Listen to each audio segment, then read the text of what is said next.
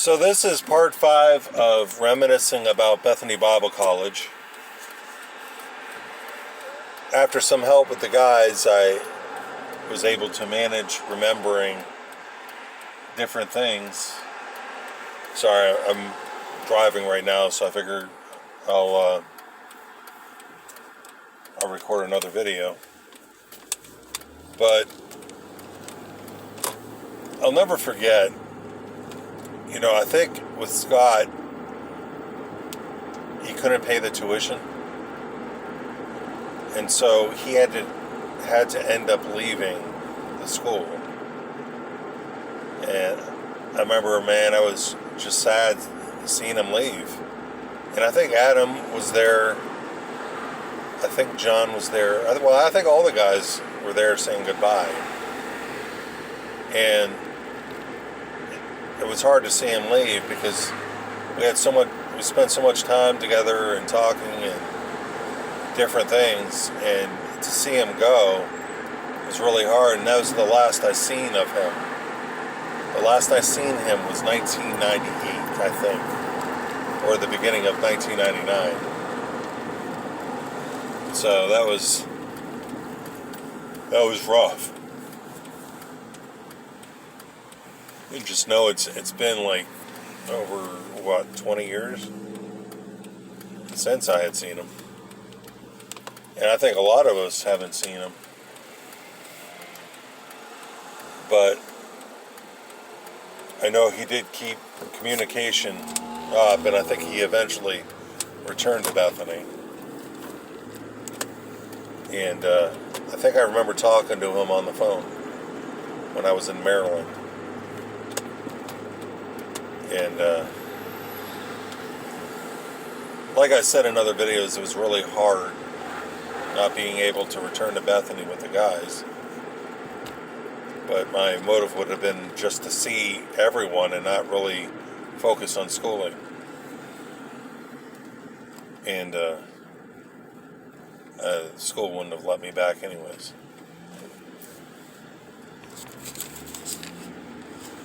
But I remember John and Ben's friend Joe. He came, and I think he liked Kelsey, and I think Kelsey was annoyed with him. So I remember, I think he used to sit next to her in the guys and the gals lounge, and he would always pronounce her name like Kathy. And so I remember him doing that like one night. It was pretty funny. And then we all got like a picture together. Jason Major, Trevor, Adam, me.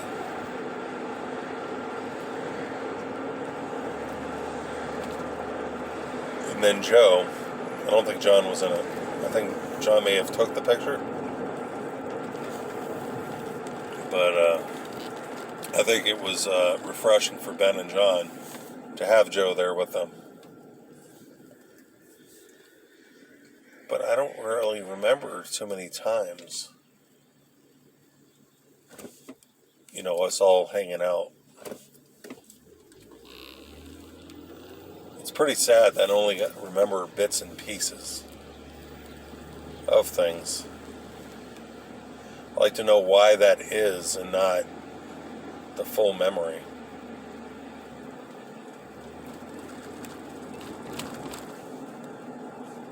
Maybe it's really the funny times and stuff like that really pop out. And the regular times you really don't remember.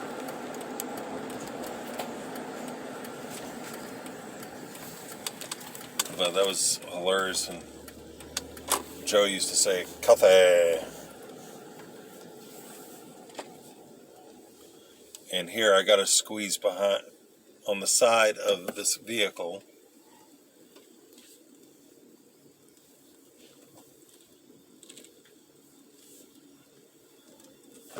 Because people don't know how to park. Luckily I was able to get my vehicle through. But So that was funny with Joe. And I remember with my roommate, honestly, I don't know why I did things like that, but I think I was in Trevor's room. The door was open, and we were talking about Kevin. I don't really remember what was said, but I know Kevin happened to walk by and overhear me, and he says, well, if you're going to talk about me, you might want to close the door. So I think with that, he was gracious. I mean, he could have gotten really ticked, somebody talking about him. But I really don't remember too much about him. He really didn't say much. I think he was dating Laura, so he hung out with her a lot. And then Trevor brought up, and I sort of remember him taking 2 beds that were in the dorm room, since I don't think he had a roommate, and he put them together, which I would have done the same thing. Another funny thing was down in the guys' lounge, Trevor hooked up his what was the system? I forgot what the name of the system was. I think it was way before PlayStation. Could have been Xbox. I don't remember. But we were all playing GoldenEye, and I sucked at that game. Trevor would always kill us, but one character that really stood out was Michigan. I kept saying that. So I think I have a grip on the game. I know what I'm doing, and then Trevor comes up and kills my character. It was hilarious. He was really good at the game.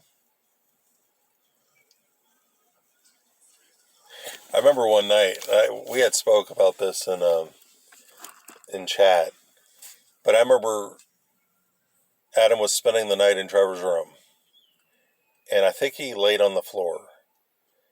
And to get comfortable, Adam took his shirt off and was laying under the blanket.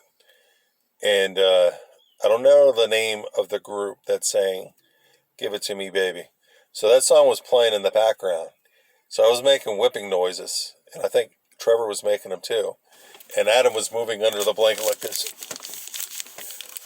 "Give it to me, baby." And so Trevor was singing that constantly, and then he sang it at the cafeteria table, and Ronnie was like, "Trevor!" But I remember Adam under the blanket dancing like that. So it was making whipping sounds. Whoosh, whoosh. Then Mike McNeil's class on evangelism. I remember he had us sit next to each other and pretending that we were witnessing to somebody on the street. And I don't really remember too much about it, but I think when it was my turn, I was pretending that I was somebody of the world, so I was goofing off, saying stupid stuff, and I pretended like I was really resistant to the gospel. But I remember in that course, Mike McNeil really screwed me over, because he said, if I remember, that if anyone brought anybody to Christ, they get an A for the course. And I brought my mom to Christ, and I never got an A for it. I got a bad grade. And then I also remember Mike McNeil also got a group of his students, and Adam was still sleeping in his bed when class began. And so Mike had the notion to bring everyone from class into Adam's room. And I think I remember seeing Adam's face. I think he looked a little ticked. Like he was trying to see what was going on.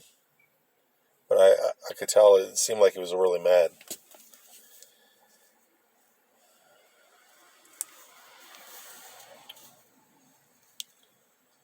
I also created a Bible study group. And Lewis Brandon always, poked fun at the name of it. I called it Bible Study Testimony Meeting, and even wrote it in like my yearbook, Bible Study Eschatological, Hermeneutical, and all these other names. So it was kind of cool that I forgot their names now, but two females came. I don't know who else came, but it was awesome. I mean, we just shared testimony how we came to Christ, and then we would read the Bible together, and we did that, I think, for a few times. So that was really, really neat. I was surprised somebody came, and I think they honestly liked the meeting. I also remember Rich Primo. He was on the worship team, and I remember he used to sing, and he would look out into the distance. I think he was like picturing Jesus. So a lot of people said that we looked alike, but he had a beard and a mustache. I think somebody took a picture of us standing next to each other, comparing. And then I think he dated Melissa Sinclair. And if I remember, I always thought that the pastor brought me up there to the school itself, but if I remember, he brought me to his fellow pastor friend who was Melissa Sinclair's dad. And I stayed at their place until I think he took me there to the college.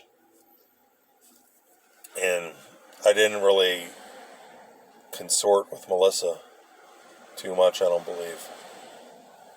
But I remember her dad took me around Bangor and he showed me Stephen King's house, which was really interesting. And then we had a funny moment when all of us were in the guys and gals lounge. We were watching The Simpsons. And I don't think it was the time Sparkle, was judging us. I think it was another time. But this particular occasion, we were watching, the Simpsons episode about Pinchy the lobster. So we were all laughing about that. That was pretty funny. Man, we had such good times there.